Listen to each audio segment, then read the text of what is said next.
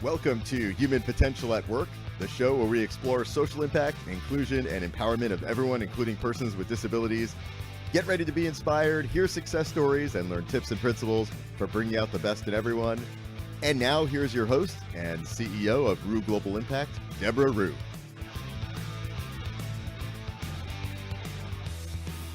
Hi, everyone. My name is Deborah Rue, and this is Human Potential at Work. And I am the CEO of Rue Global Impact. And as a reminder, we work with corporations all over the world, making sure that people with disabilities are meaningfully included from an employee, client, brand perspective.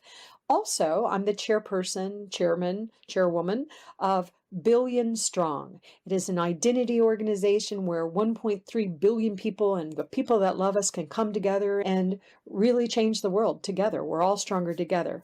And my guest today is going to be part of Billion Strong. And I really loved meeting her. She contacted me on LinkedIn, and she actually had talked to Dr. Caroline Casey, someone that we both love, that we all love, the founder of the Valuable 500. And I was so impressed with Maria's voice. Now, Maria it's early on in her career, and she's just finding her way, but I think she has a very important voice. And so I wanted to have her on the show today. And she was actually a little nervous about being on the show because she doesn't think she's done enough, but actually her voice is very important. And I think she's somebody that we should be paying attention to because she's one of the leaders that I believe is going to help change the world. So Maria, welcome to the show today. Would you tell the audience a little bit more about who you are? And we'll have some great questions and a great conversation. My name is Maria.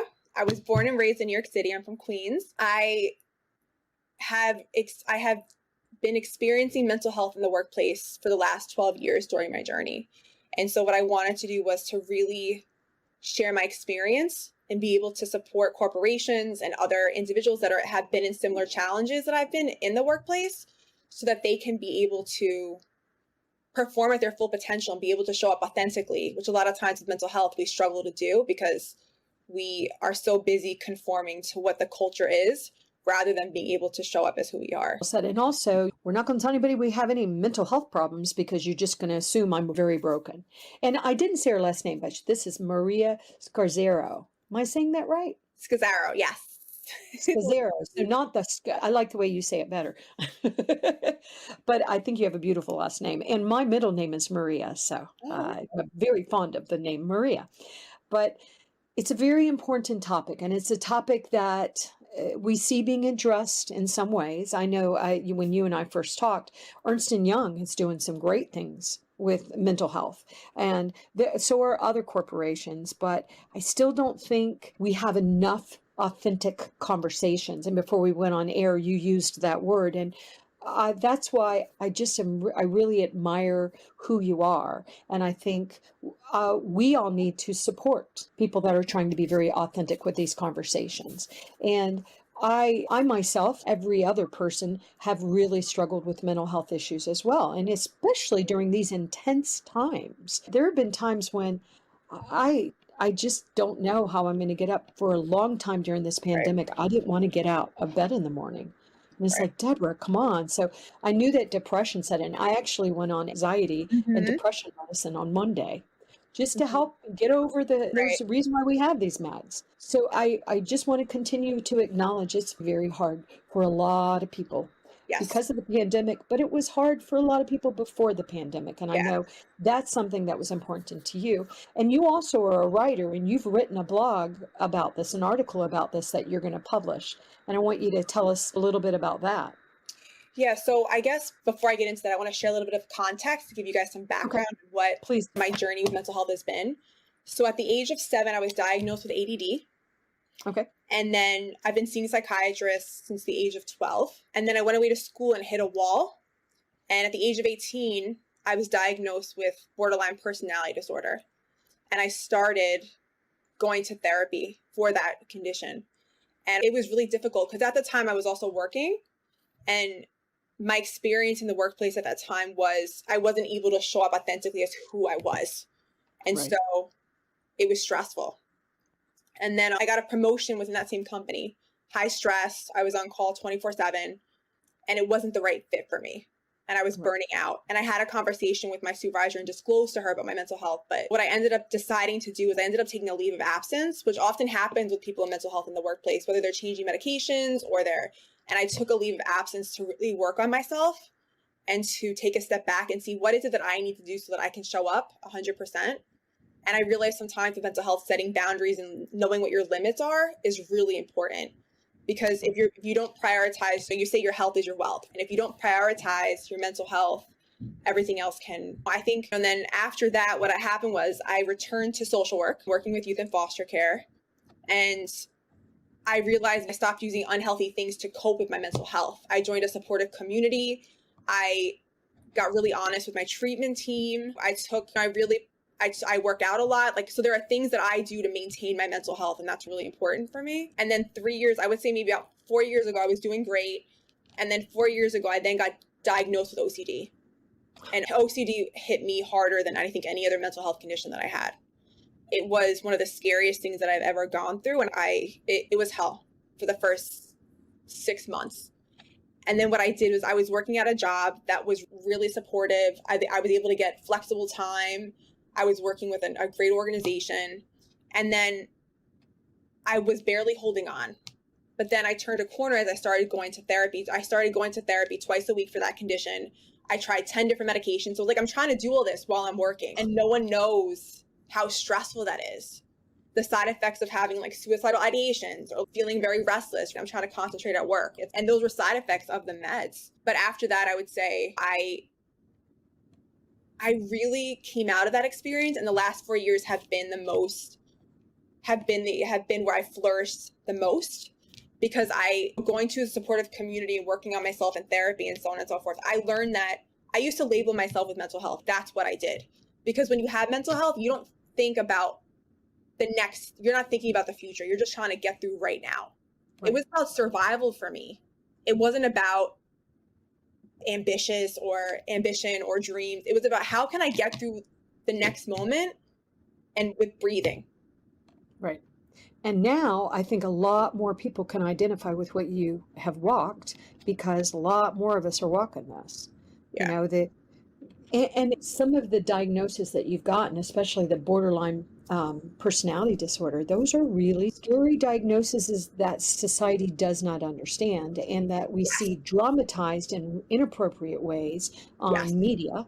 And it just scares people that much more. And so a lot of people will not talk about it, because they will not talk about it. They won't. And especially with BPD, how I describe it is you just feel your emotions more intensely than most people. So it's when I feel something, I feel like my body's on fire.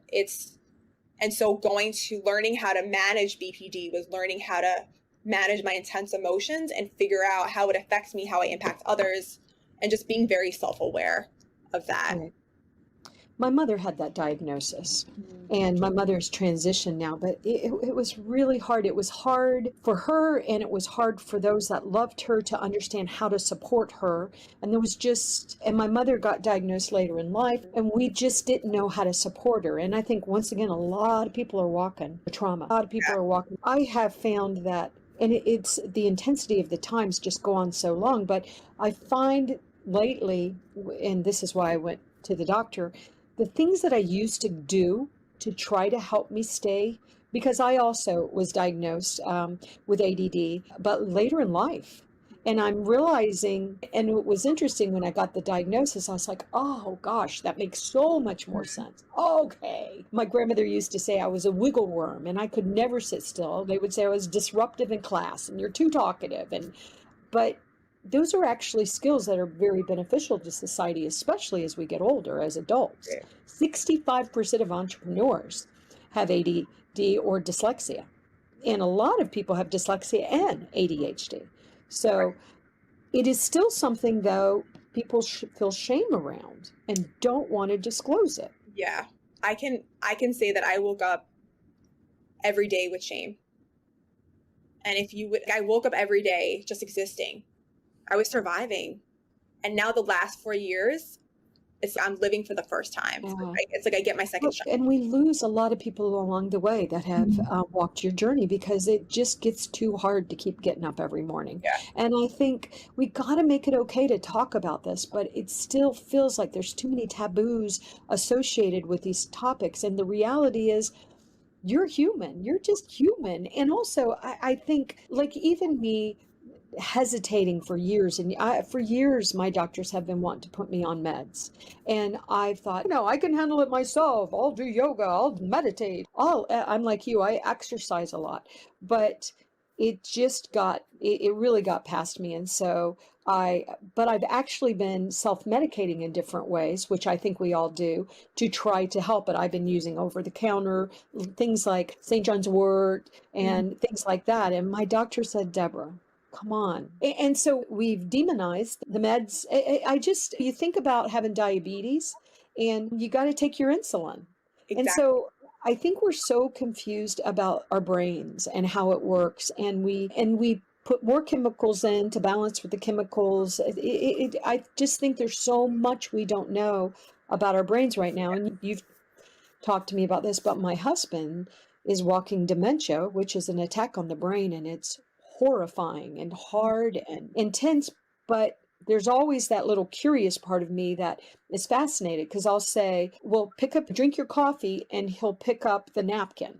And so sometimes I'll just out of curiosity, I'll say, well, pick up your napkin to see if he will then pick up the coffee. I'm a curious person. My husband's brain fascinates me, but we have not really, there's so much more we need to do with this, but we've got to first start by talking about it. And I think it's very brave that you're talking about it. But also I want to use the word authentic. I think it's very authentic, and we have to do this because you're very successful and you're a well-rounded individual. You're not broken. But Maria, what do we need to do to have more authentic, powerful conversations in the workplace so that people can be as productive? If you look at it from an employer's perspective, we want to be as productive for you. We want to be a good employee for you, but you have to understand we're human and we're walking these paths, and we need support along the way. I think the first thing is to create a safe space where people can have these conversations, where they are able to support each other and have these honest conversations. I think then the other thing is that even when it comes to recruiting candidates and bringing people in, hiring them, I think during the candidate experience, when someone's applying, creating an inclusive environment where, hey, if I have anxiety, I can ask for accommodations, because that's the kind of environment that you're creating. Or if I'm looking to hire someone, but they have gaps in their resume, I wouldn't just write them off, because people with mental health have to sometimes take breaks. It doesn't make them any less valuable, but we have to account for things that other people don't have to account for. And I think also offering accommodations, like being flexible around, like, if my meds change, if I have to go to therapy, and just being right. And I think also if someone discloses to you, take your initiative to educate yourself on it, because it'll make you a better person and a better supervisor. Oh, I totally agree. And making people walk all these paths. And I think it's interesting that we decide that because people have gaps in their resume, there's a lot of reasons why people have gaps in their resume. Right. And a lot of the younger people, which I admire, are saying, I'm going to take a break now for a lot of different reasons. And so I think employers are making a mistake of not taking people seriously because they have gaps in their resume, because there's a lot of reasons why that could happen. And I think, just to piggyback off what you said, I think also when someone discloses in the workplace, not making assumptions about their disorder. So for example, let's say someone's up for a promotion and you have one candidate that has anxiety and another one that doesn't, right? Not saying, oh, well, she has anxiety, so I don't know if she'll be able to handle this, or if she'll be able to handle that, but being aware of that, of your own bias and how that impacts your decisions. But there's so many biases, Maria. There's so many biases. And there's just so much work to do with this. And we are not having, I know that we're having some conversations, but it doesn't feel like we're having the right conversations. And then once again, society through different means are confusing us about it. I remember an episode Oprah did years ago where she was dealing with people that have, I'm totally blanking on what it is. Anyways, Tourette's syndrome, which I've had a couple of guests on with Tourette's.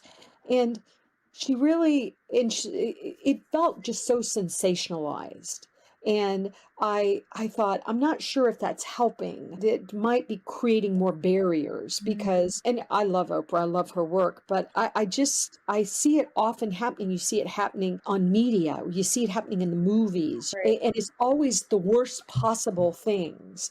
And it almost feels like we need to normalize this conversation, but it is not normalized. It is not Yeah, normalized. it's not. And I think what just something I want to highlight is, again, like I've been in work environments where it hasn't been supportive, and I remember disclosing to a manager that I had borderline, and she responded to me and said, "You look so normal. Oh, You wow. look so normal to me." And I remember Wow. in that moment, I just wanted to crumble because she didn't know how hard it was for me to even say that, to even be upfront with her. And to continue to work in that environment after that was a challenge. But then my last position that I was in, I was working with helping individuals with disabilities find employment. Okay. And in that position, it was the first time that my mental health was not viewed as a liability, but as an asset. Yes, because it is an asset. And why, Maria? Why is it an asset? I was able to be myself completely. I remember I was able to share with the participants, some of them that had anxiety, my story. And I remember my supervisor was sitting next to me. And she looked at me after the presentation and said, and it was the first time I'd ever shared my story before, especially with a supervisor and just with the crowd. And she said to me, "You're one of the bravest people I've ever met." And I remember that feeling of just not having to hide anymore, not having to use all this emotional labor to cover who I was or to do that. And I want other people with disabilities to have that same kind of workplace culture and environment, which is why my mission, I feel, is to eventually create a program with a company to help hire people with disabilities through that, because I feel like that is so that they can get the same experience that I had tenfold. I know that you are a global advisor for our new nonprofit, Billion Strong, and that you're going to create some content for us because supervisors need to know, management needs to understand this, team members need to understand this, individuals need to understand this. And I think there's just so many things that need to be done, which is why, once again, we're creating billion-strong.org, because a lot of people that have mental health problems and struggles, they don't even realize they're part of our community. They don't even know you are part of our community. I remember one time I was speaking at I was speaking for an organization, and somebody said, "What do you think the number one problem is that for the disability community?" And I said, "Nobody wants to join our community." I said, I look out and I'm blessed to be able to see, and I can see many of you in the audience. I can tell by looking at you, you're part of my community, but do you know you're part of it? Mm-hmm. And do you value it? And can you be courageous enough to say, I'm a woman with hidden disabilities. I have extreme anxiety problems, depression, ADHD. Those also can be gifts, though. They've taught me to be a more empathetic, more powerful person. I'm like you. I have a cause. I want to make a difference. And that is because of those disabilities. Yeah. But at the same time, people aren't disclosing. And so we're using words like for you, Maria, brave. You shouldn't have to be brave. You shouldn't have to be brave.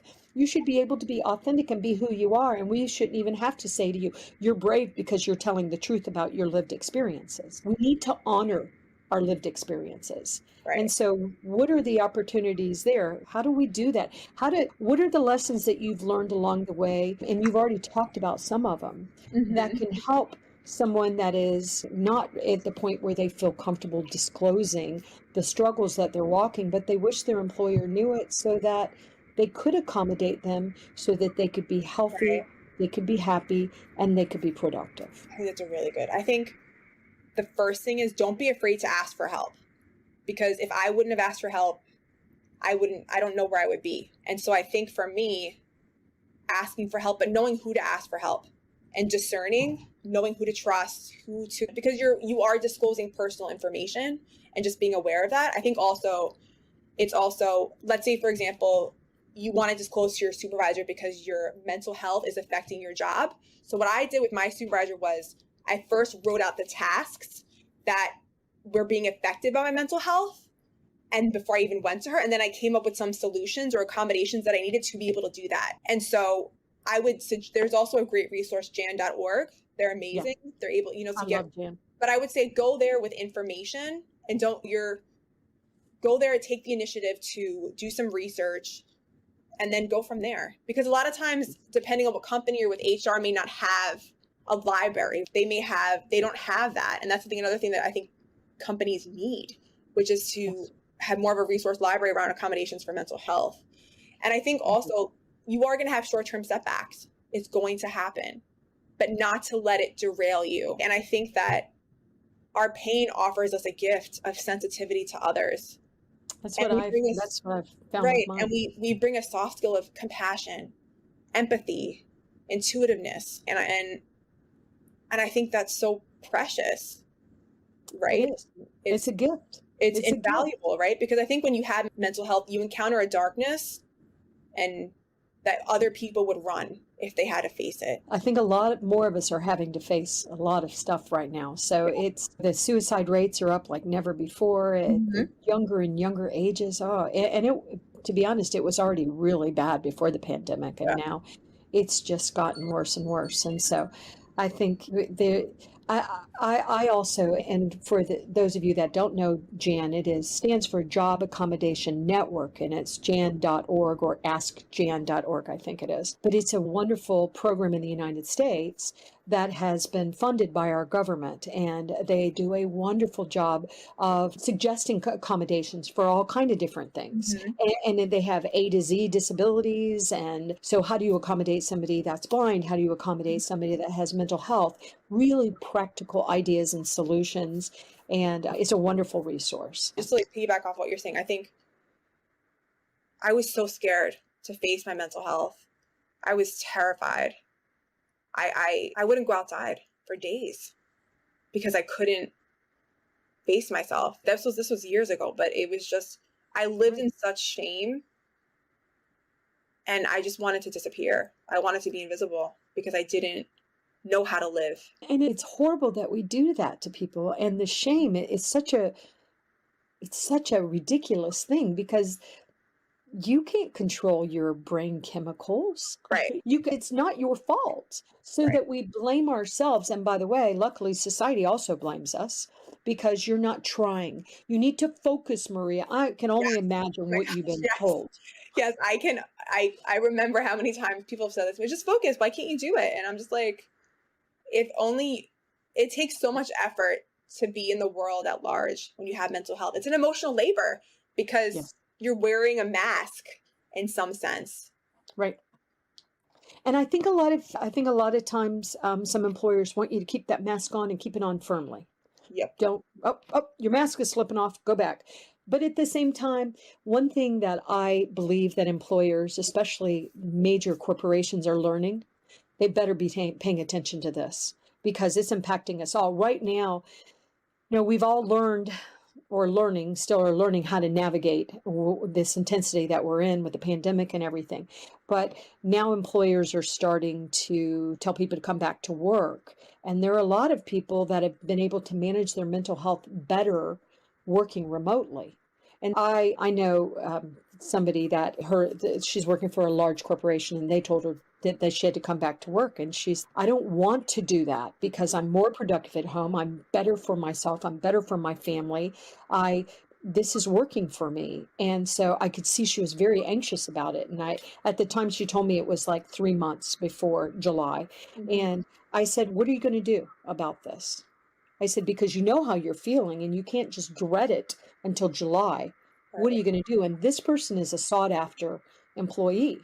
And so I think what the employers are going to have to figure out is how to really support us, or we're not going to work for you. So once again, I'm old. I'm in my 60s, but the younger generations are not going to work for corporations that do not support people that have mental health issues in the workforce. They're not. Well, they figure it out. And that's another thing that I love about Billion Strong.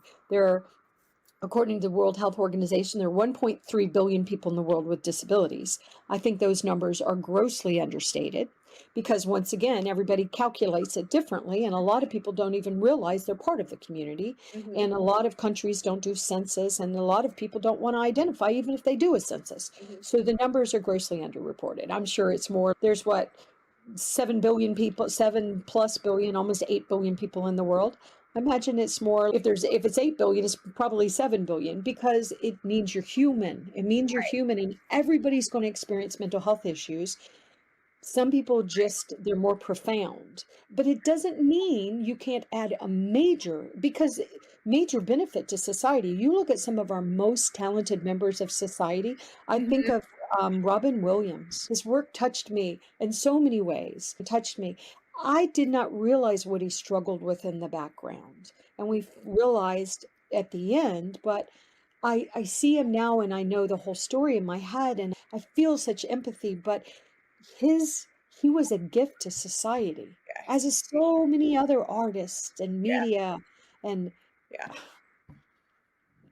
so I know that you've talked about some of the things that you have done personally. What other suggestions would you have for people that are walking similar paths? So I'd like you to answer it from two ways, from the individual, but also what suggestions you have for employers, because I know something that you want to do more of is support employers, help them create programs, speak for them, make sure that, and I'm proud to be an ambassador for Purple, my Purple Space. It's in the UK, and it's Kate Nash is the CEO. She's been on the show, and what they do is they work to encourage employee resource groups, Yes. business resource groups, and some companies have mental health resource groups, and you can have disability resource groups, but disabilities are so broad Mhm. that sometimes it makes sense to have mental health groups so that we can really dig into what that means. So I think from an individual standpoint, I think the best thing that you can do for yourself is, one, be open to getting help, because so often fear is the driver behind, right? I think also the other piece is assemble a network behind you. I worked really hard to build a support for myself with a supportive community that I'm part of, my family. I'm very blessed, but I also worked really hard to support a community of people. I call them my board of directors, and they're people that know me very well. And so they see blind spots and things that I don't see. And so these are people that I have 3 or 4 people other than my therapist that I check in with, just to help, that are objective in my life and are invested in me. And then I think also, don't be afraid to join, let's say, other groups or people with mental health, to be able to have these conversations. I think even for me, disclosing to some of my very close friends that I have mental health, I would say don't be afraid to live your truth and figure out what that means for you. And that looks different for each person. And the change starts with us. So if you disclose I had a situation where I was disclosing to an employer that I needed accommodations for ADHD. And I realized that I had an opportunity to educate my supervisor, but the change has to start with us. And that's then, why we're 1 billion strong. It's right? got to And start with us. it has to start with us. And then from the employer standpoint, what I would focus in on is, when you're having, let's say you have Mental Health Awareness Month, that you have lunch and learns, bring in people that have lived experience of mental health to talk about it. I agree. That's what I would do. I would bring in people that have, and I would also create an ERG specifically for mental health. And on top of that, allow them to bring in speakers of lived experience, because a lot of people have never been exposed to mental health. They just think, oh, anxiety. They don't really understand that. And so I think if you're going to raise awareness about something, bring in the lived experience of someone that's actually been through it. I agree. And then of course, depending upon who we are, there's other dynamics associated with it. And I'll just ground that comment. I know I've had on the show before a gentleman that had really struggled with mental health issues, with depression and anxiety. And from a perspective of a man, it's different from a perspective of a woman, because men are told, be the big man and don't show your fears. Don't act like a girl. Don't cry. Men are told, suppress your feelings. Don't show us your feelings. And so they have other nuances that can be really debilitating. And so we have to understand, as you're saying, bring in people with lived experiences, but bring in a variety of people with lived experiences, because we all experience these things differently. And there are different societal pressures put on us depending on who we are.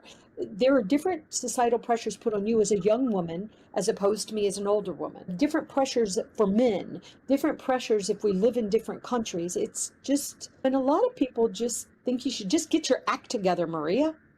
I can't tell you how many times someone has said this. Why can't you just do it? What's wrong with you? And I remember I got bullied a lot when I was in when I was in junior high, because I would leave the office to go take my medication. I remember a teacher mocking me, and he said to me, "Why can't you just get it together? Like, why can't you just be normal? Yeah, come on, Maria, just get together. Like, you Normal. should be able to do it like everyone else. You're such a nuisance that you have to leave and now interrupt my class." Yeah. Yeah, it's amazing. Empathy. Empathy is such a powerful word. And I've talked about this on air, but my daughter is 34 years old and she has Down syndrome. And my daughter went through some really big struggles with mental health, big struggles. And I didn't really understand what was happening, but I wanted to help. And so I took her to a therapist. I disclosed to the therapist my daughter had Down syndrome. I told her what the situation was before we met.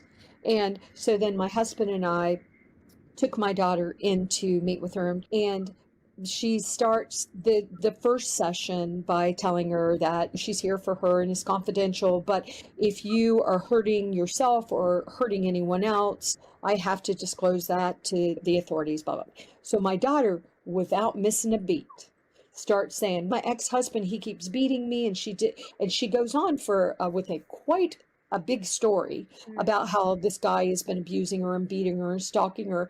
Very believable story. My daughter's a great storyteller. And then she took a breath, and I looked at the therapist and I said, oh, none of that's true. And because what my daughter does is she makes up stories in her own head to explain what's happening in her life. And a lot of her stories come from movies and TV, because that's how she expresses herself. And so the therapist looked at me and she said, I can't help y'all. And she ended the session. And it broke my heart. And I went to Doug, our producer and my friend that is a licensed social worker. And I said, Doug, so my daughter has Down syndrome. She didn't get therapy. And he was so mad. He said, that therapist should be reported. Yeah. But it's hard to find a good therapist too. And I find often people with disabilities, we don't get the same access to therapy. We don't. We don't. Which is a ridiculous thing to say. Yeah. So it's so it's my daughter that's broken, and the shame, and it's just, we have to have these authentic conversations. Right. We have to. And it's a shame that once again, it's you that's the problem. But what if it isn't even your fault, Maria? What if it's not my mom's fault?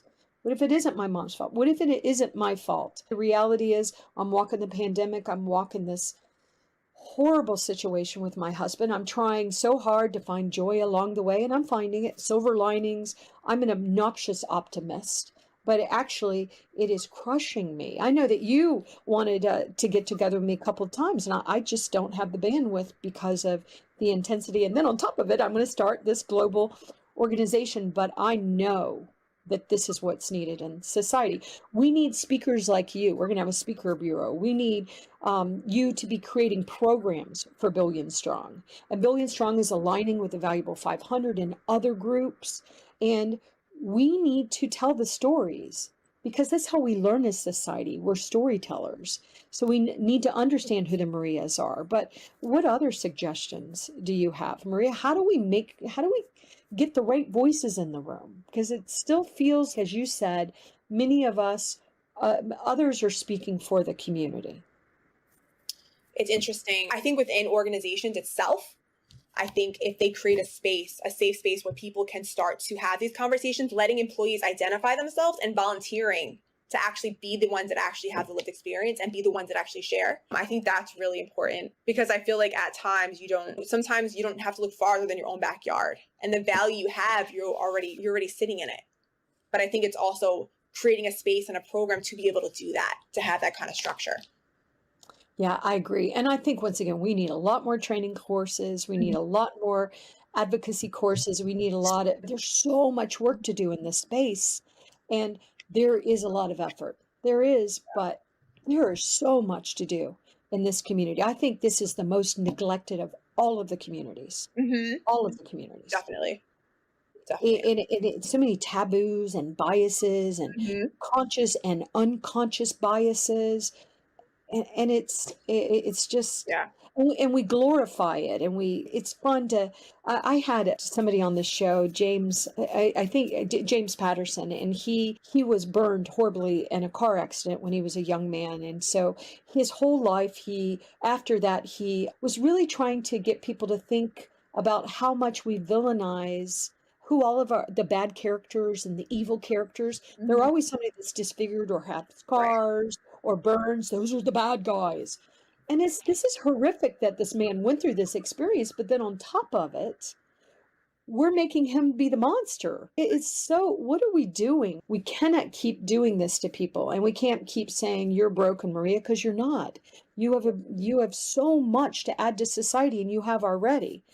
But how has your mental health walk influenced your career decisions? So it's interesting is that now when I go for a job, I literally won't just, let's say they want to offer me the position. What I will do is I will interview with the whole team and who my supervisor is going to be. And because when you're going for an interview, the interview's not just for them, it's also for you to see if it's a good culture fit.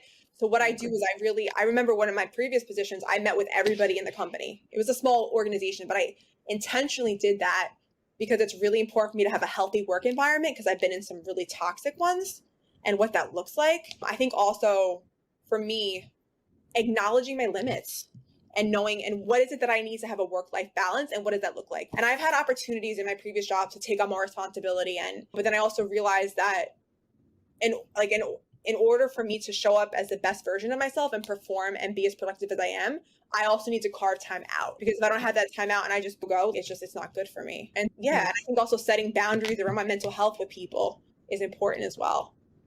Yeah, and those of us with ADHD, we sometimes don't know how to stop working. Yes. And it makes us very sick. I relate. I'm so guilty of that. And right now, it's funny because I'm a very spiritual person, and there were issues with my Wi-Fi at my home office, and there are issues that we can't solve, and I didn't create them, but they're big issues, and it almost felt like divinely some of this happened, because what it forced me to do, because it wasn't working, it forced me to get out of the house. And I had found that I started getting real comfortable all by myself. I have my family around me, but and it added to my anxiety. And so it's so much is coming at you, and trying to manage it all with my particular ADHD brain, which is a gift, but it also, Yes.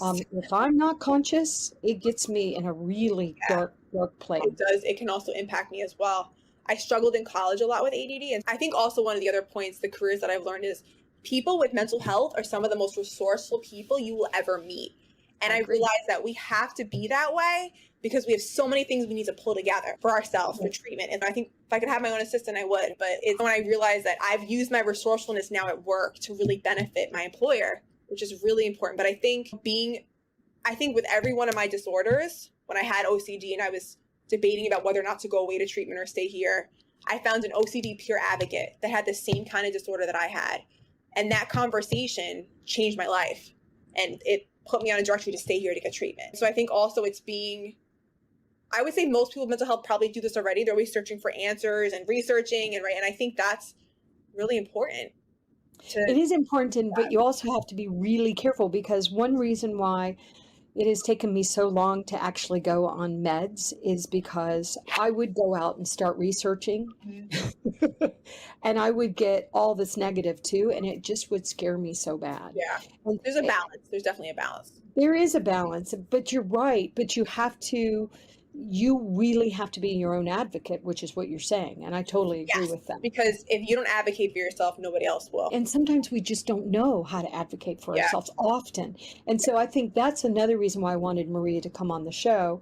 And once again, she's going to talk about her blog, her article that she wrote. But it's because, first of all, you really impressed me. Your truth really impressed me, and what you want to do. But I want you to come on to Billion Strong, and I want you to help us create programs that are very authentic. We're creating professional development, and we want to do master classes, but we want to do it with individuals that have lived experiences with it.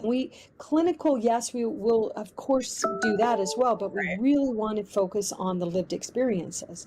And I just think it's so critical that we do that. But we're not doing it generally in society. So Yeah. I just think your voice is very important. But I do want you to tell us about this article that's going to come out, because you were very kind to wait to publish this article until we did this interview, which I appreciated, because I love your voice. I highly recommend any corporations, corporate people that work for corporations that are dealing with this to reach out to Maria, because I believe that she has a real gift to offer to the world that will benefit all of us, and it will give your employees a safe place. Right. Because even if you create an ERG, an employee resource group for mental health, but you don't get the right senior leaders supporting it, and it should be senior leaders that are willing to come out and disclose their own lived experiences.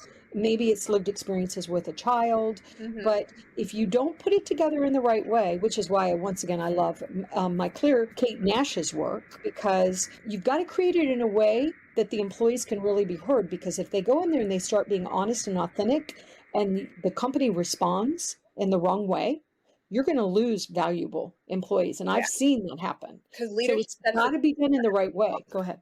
Leadership sets the tone for everything else. And I think also, as you're getting to know who you are with your mental health and how that impacts people, I think choose even people that are close to you, pick and choose who you want to just close to. And also, it's okay, and allow them to be curious. But you also got to give people an opportunity before you just shut them out. Ooh, I love that. Allow people to be curious. That's a good point. That's a very good point, Maria. I know that I kept you longer than I promised, but I really think your voice is very important and very powerful. And I know that we are glad that you've joined us on Billion Strong, and that you're going to help us create paid programs. We don't do things for free. I'm tired of people asking me to do stuff for free, only because I am doing so much for free, but we have valuable information. So I'm going to honor the people that are helping us, because that's the way forward. But Maria, how can people connect with you? So I would say the best way to connect with me is on LinkedIn. Feel free. My first name's Maria. My last name's a little tricky. It's Scazzero, but I would love to hear from anyone. Their comments, their suggestions, and, just piggyback. I think I made a pivot during the pandemic to go into HR. And so I'm an associate recruiter now at a nonprofit. And I specifically did that because I've always been in the position of supporting individuals with getting employment, but I wanted to be on the other side and help be able to change an organization from the inside out, and be able to create an environment and understand HR and what that looks like. So I could create the kind of program that I have dreamt of for a long time. Yeah, which is exciting. And once again, why we want you to help us at Billion Strong, because we must create these programs. And then we've got to create these programs. We've got to take them and put them in every language, because this is a problem all over the world. Humans keep being told that we're broken because, and it's ridiculous. Right. So we need the voices like yours, and we need to help each other. So I really appreciate you, Maria. Now, when is the article going to come out? And I will make sure that we provide her LinkedIn information we'll make sure you'll see how her name is spelled and stuff. And I will be promoting the article, but where are you going to publish it? I'm going to publish it on my blog, which I'm going to start. So I'm going to be publishing on my blog, and then I will share the link with you, which will be great. All right, cool. LinkedIn has made me a LinkedIn Live contributor, and they're really getting behind. I know, I'm so excited. I love LinkedIn. Hey, congratulations. That's really thrilled about it. So they're really getting behind to turn up the volume so that we can really be heard more. And they love what we're doing with Billion Strong. So Twitter is also being very supportive.